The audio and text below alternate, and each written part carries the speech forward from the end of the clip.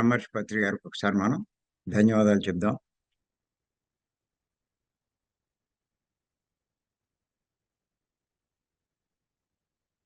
మనం బుద్ధుని బోధలు ధమ్మపదం నుంచి చెప్పుకుంటున్నాం.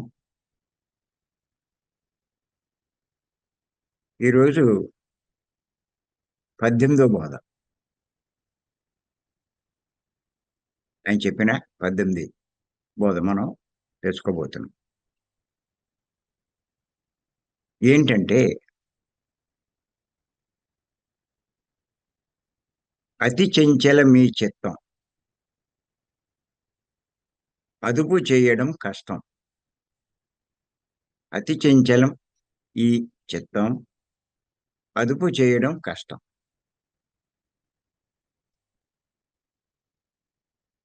శర నిర్మాతలు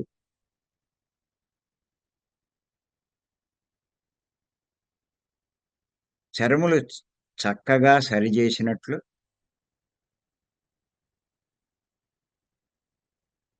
తన మనసును మేధోనిధి తగు రీతిగా మార్చుకొనును.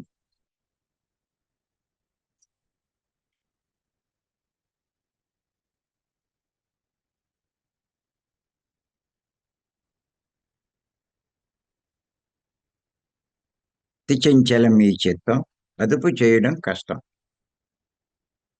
శర నిర్మాతలు శరములు చక్కగా సరిచేసినట్లు తన మనసును మేధోనిధి తగు రీతి మార్చుకొనును. మరి ఆ యోగులు ఏది ముఖ్యమో దాన్నే బోధిస్తూ ఉంటారు.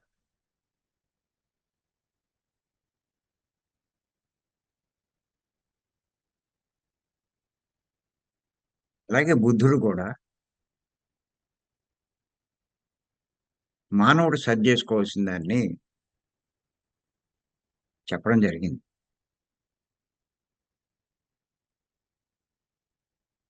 ఆయన మనసు గురించి చెప్పడం జరిగింది. అది చాలా చంచలమైంది. దాన్ని సరి చేసుకోవాలి అని చెప్పారు. చాలా చంచలమైనది. మనసు అన్నది చాలా చంచలమైనది.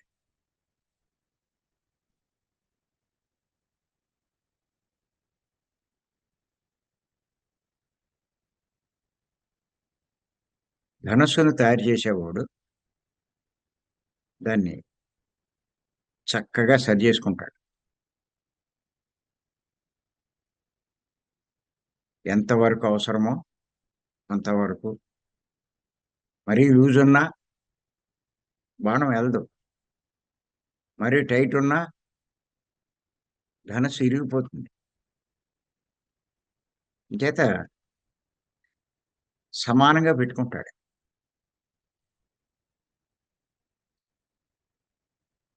అలాగే మేధోనిధి అన్నాడు. అంటే తెలివైనవాడు, బుద్ధి ఉన్నవాడు.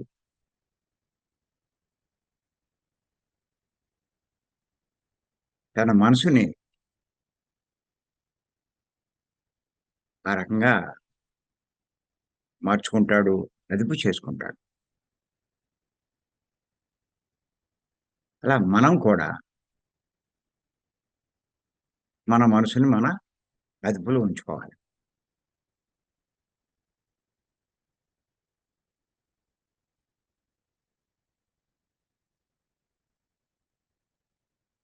ఏ విషయమైనా సరే లోపాలున్నప్పుడు దాన్ని సరి చేసుకునే ప్రయత్నం చేయాలి. అలా వదిలేయకూడదు.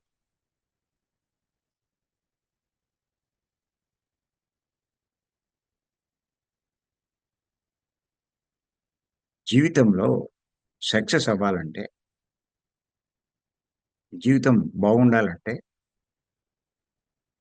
అలా ప్రతీదీ సరి చేసుకుంటూనే ఉండాలి.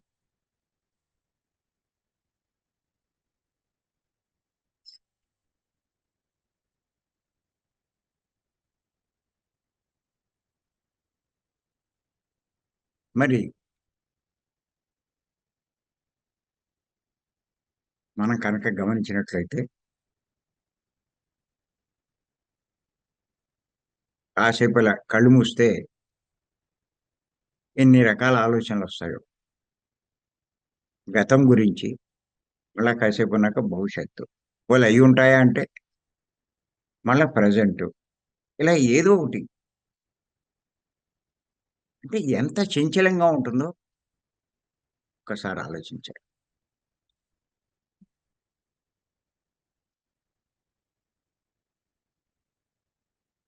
అన్ని విషయాల్లోనూ నష్టపోతాడు, ఇబ్బందులు పడతాడు. మనసు అంత చంచలంగా ఉంటాయి. మీరు చూడండి 3, 4 పనులు ఒకేసారొస్తాయి. ఇది చేస్తూ ఉంటే అది ముఖ్యమనిపిస్తది. అది చేస్తూ ఉంటే మళ్ళా ఇది చేయాలనిపిస్తది. ఒకదాని మీద ఉండరు. చివరికి కంగారులో ఏది చేయలేరు. అదే ఆ చంచలత్వం లేకుండా ఉంటే మనసు, ముందు ఆ 4 పనుల్లో ఏది ముఖ్యం అన్నది చూసుకుంటారు. ఆ ముఖ్యమైనది పూర్తి చేస్తారు. దాని తర్వాత ప్రయారిటీ ఉన్నది తర్వాత చేస్తారు. ఇప్పుడు అన్నీ సక్సెస్ అవుతాయి. అది తెలివైనోడు చేసే పని. అంతేగాని ఇది చేసి మళ్ళా దాన్ని అక్కడ వదిలేసి, మళ్ళా దీన్నెట్టుకుని, దీన్నొదిలేసి ఇంకో దాన్నెట్టుకుంటే ఏది అవ్వదు. ఒక్కోసారి అలాంటి కంగారొస్తది. ఒక్కొక్క సందర్భంలో.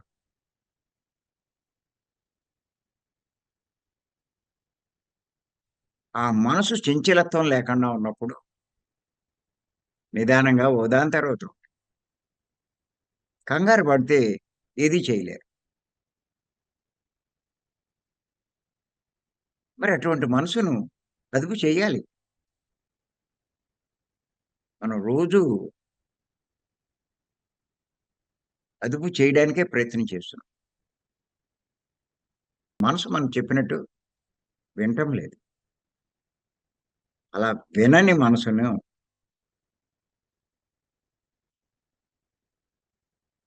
మన అదుపులో తెచ్చుకోవడం. ధ్యానం అంటే ఫస్ట్ మనం చేసుకోవాల్సిందేంటంటే, మన మనసును మన అదుపులో ఉంచుకోవడానికి చేసే ప్రయత్నమే. ఇంతకన్నా ఇంకేం కాదు. అది అదుపులోకి వచ్చిన తర్వాత ఆటోమేటిక్‌గా శక్తి వస్తది.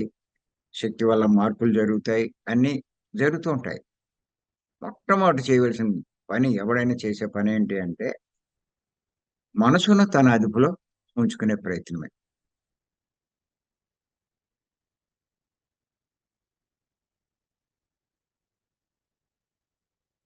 మరిది రెగ్యులర్‌గా మనం చేసినప్పుడే సాధ్యం కానీ, లేతే మళ్ళా అదుపు తప్పేస్తది.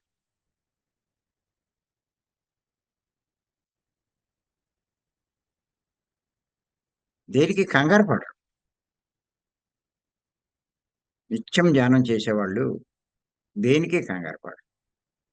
ఎవరైనా కంగారు పడినా వాళ్ళని సముదాయిస్తారు. కంగారు పడకండి. ఎందుకు కంగారు పడుతూ ఉంటారు.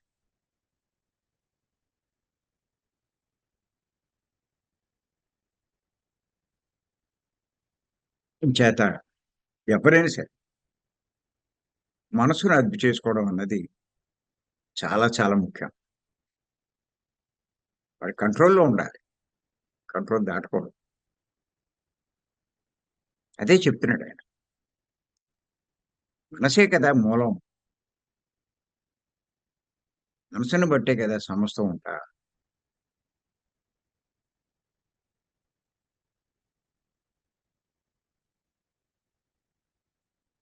మరి చెడు మనసుంటే చెడు పనులు చేస్తది.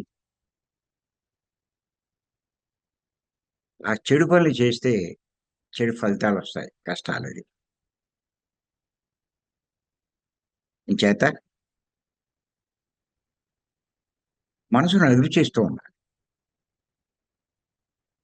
మనసులో ఉన్న చెడు తొలగించుకోవాలి.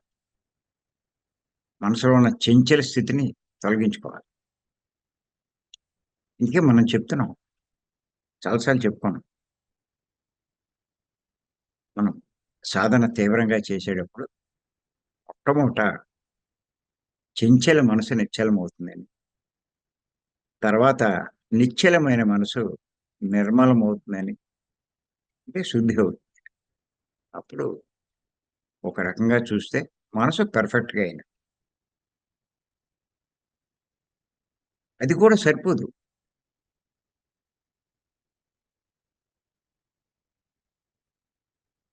ఆ మనసు కూడా శూన్యం చేయాలి.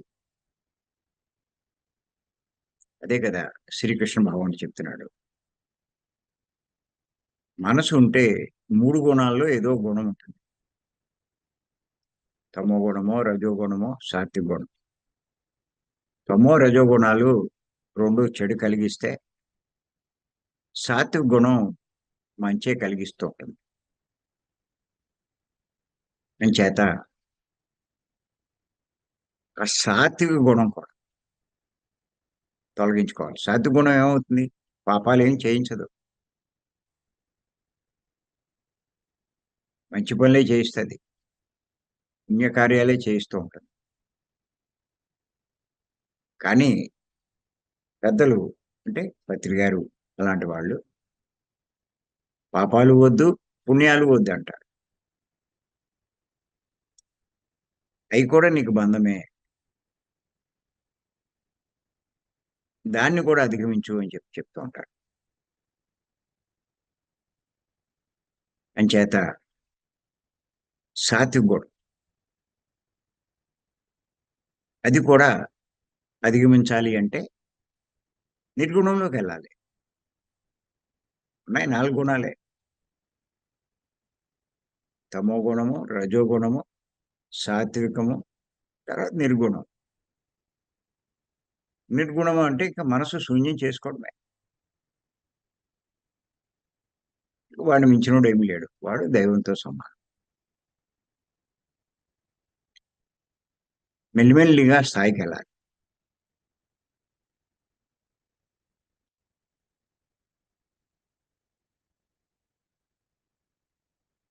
ఇంచేత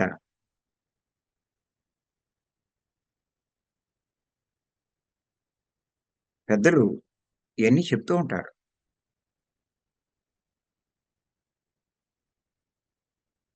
ఎప్పటికప్పుడు మన మనసుని మనం కంట్రోల్‌లో పెట్టుకుంటే, ఆ మనసే మనకి లాభం కలిగిస్తుంది.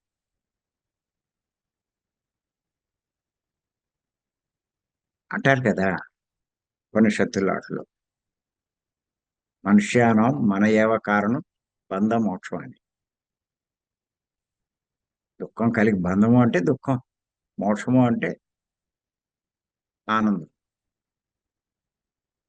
ఆనందం కలిగించాలన్నా మనసే, దుఃఖం కలిగించాలన్నా మనసే.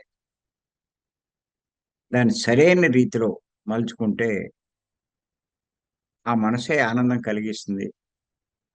సరికాని విధంగా ఉంచుకుంటే, ఆ మనసే మనకి దుఃఖాన్ని కలిగిస్తుంది.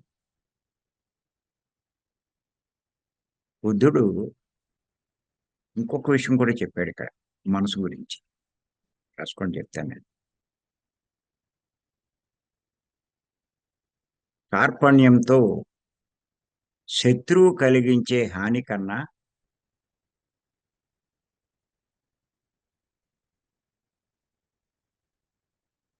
కార్పణ్యంతో శత్రువు కలిగించే హాని కన్నా పెడదారిన పడిన మనసు పెట్టెడి కష్టాలు మిన్న. పెడదారిన పడిన మనసు పెట్టెడి కష్టాలు మిన్న. అంటే కోపంతో శత్రువు కష్టాలు కలిగించొచ్చు. దానికంటే కూడా ఎక్కువ నష్టం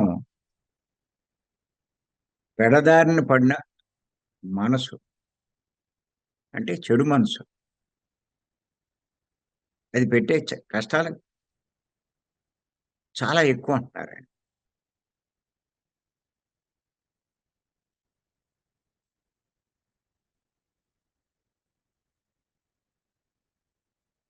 శత్రువైనా ఎప్పుడైనా రోజు ఏమి హాని చేయడు. వాడెప్పుడో ప్లాన్ జేసి, ఎప్పుడో హాని చేసే ప్రయత్నం చేస్తాడు. కానీ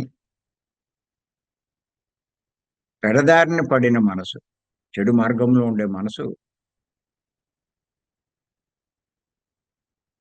నిత్యము ఏదో కష్టాలు పెడుతున్నాం.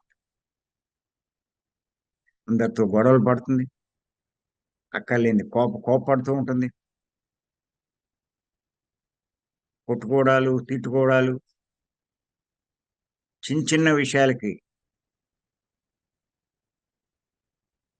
కోపగించుకోవడాలు,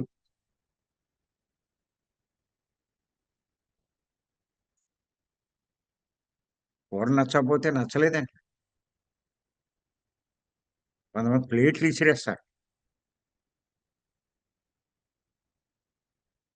కొంచెం ఉప్పు తక్కువైతే సహించలేరు. కాస్త ఉప్పు తీసుకొచ్చి ఎయ్యి అని చెప్పి ఆ ఉప్పు కలుపుకోవచ్చు. అలా చిన్న విషయాలు. ఇదంతా కారణం మనసే.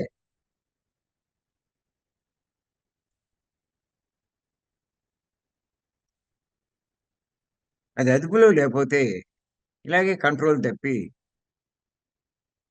వాళ్ళ మీద ఉన్న గౌరవం పోగొట్టుకుంటారు. ఎంతో ఇష్టపడే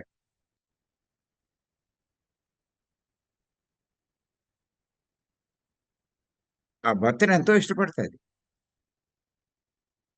వీడి మనసు వల్ల వాడి మీద ఉన్న ఇష్టం పోగొట్టుకుంటాడు. అలాగే భార్య. ఆవిడ మనసు అదుపులో లేకపోతే ఎంతో ఇష్టపడే భర్త కూడా ఆవిడకి అయిష్టురాలైపోతుంది.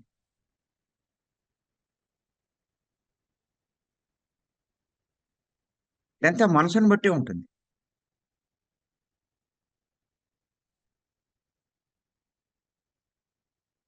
ఇంచేతంటే ఇటువంటి మనసు ఉన్నదనుకోండి, చేసే పనులన్నీ విరుద్ధంగా ఉంటాయి. నష్టం కలిగించేవిగా ఉంటాయి. కష్టాలు తెచ్చేవిగా ఉంటాయి. అంతేకాదు మనసొక్కటే కర్మ పనులొక్కటే కర్మలు కాదు. మాటలు కూడా కర్మలే. ఆ మాటలు కూడా అలాగే ఉంటాయి. సూటిపోటి మాటలు మాట్లాడడం, వ్యంగ్యంగా మాట్లాడడం,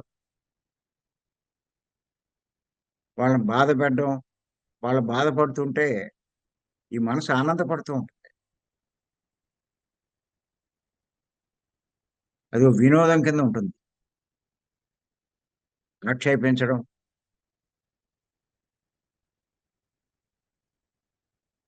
ఇయన్నీ మనసుని బట్టే మనం చెప్పుకుంటున్నాం కదా!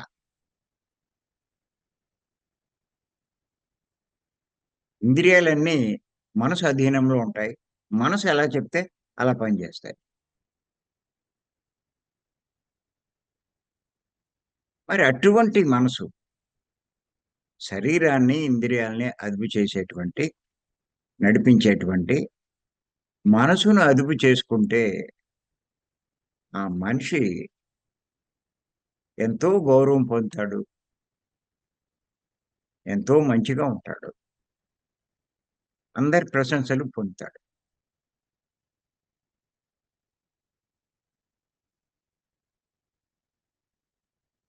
అంచేత మరి బుద్ధుడు స్పష్టంగా చెప్పాడు. ఓ ధనస్సును ఆ విలుకాడు ఎలా సరి చేస్తాడో,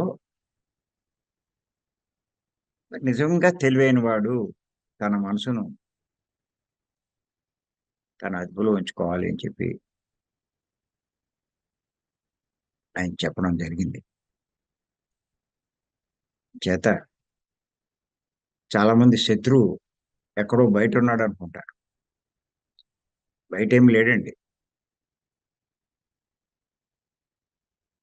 మన శత్రువు మన శరీరంలోనే ఉన్నాడు. వాడిని అదుపు చేసుకుంటే జీవితమే అదుపులో ఉంటుంది.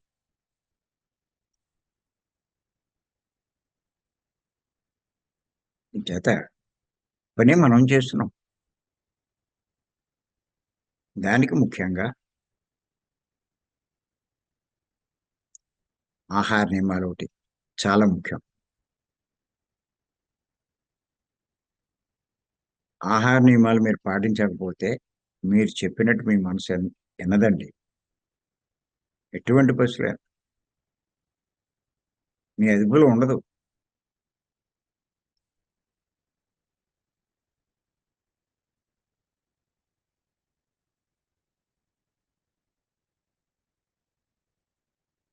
ధ్యానము, సాత్వికమైన శాకాహారం.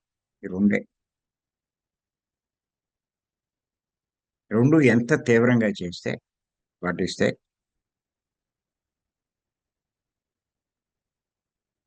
మనిషి తనను తాను అంత అదుపులో ఉంచుకోగలుగుతాడు.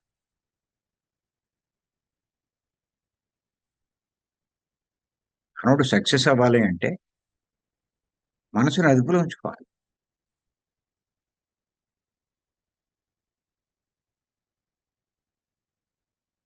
ఇదే బుద్ధుడు చేసినటువంటి గొప్ప బోధ.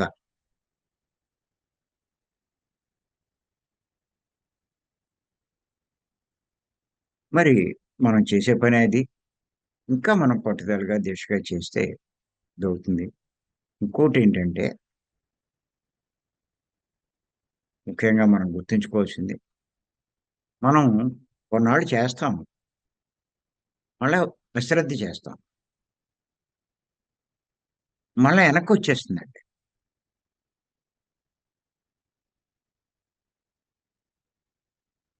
ఇలా ఆహార నియమాలు ఇటువంటియన్నీ మనం సరిగ్గా పాటించకపోతే. ఇంటి దగ్గర పాటిస్తాం. అదే బయటికెళ్ళినప్పుడు ఇంత పట్టించుకోం. అక్కడే పొరపాటు చేస్తున్నారు చాలామంది. ఇంటి దగ్గర మటుకు చాలా నిక్కచ్చిగా ఉంటారు. బయటికెళ్ళినప్పుడు ఆహారం విషయంలో కొంచెం కక్కుర్తి పడుతూ ఉంటారు. అదొక్కటి. ప్రతి ఒక్కళ్ళు దాన్ని బాగా అదుపులో పెట్టుకోవాలి.